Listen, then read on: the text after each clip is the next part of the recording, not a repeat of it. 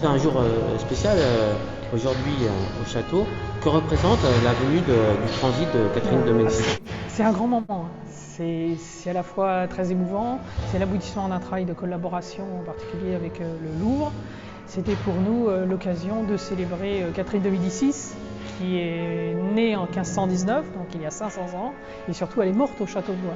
Alors la particularité de cette représentation, c'est qu'elle est très très réaliste. Donc on est vraiment dans l'état d'un cadavre, d'une femme âgée. Ils ont sans doute vieilli ses traits à ce moment-là pour la représenter, décharnée, à l'état effectivement d'un cadavre. On ne voit plus une reine, on voit une vieille femme. Donc c'est quelque chose d'assez particulier, c'est pas très fréquent dans les sculptures françaises. C'est ce qui explique qu'il y a une deuxième commande auprès du sculpteur Germain Pilon. Alors l'une des explications du fait que l'effigie en question n'ait pas été placée sur le tombeau définitif, c'est qu'effectivement elle a pu choquer par son réalisme. Il faut savoir aussi que le sculpteur Girolamo della Robbia est décédé avant d'avoir achevé l'effigie.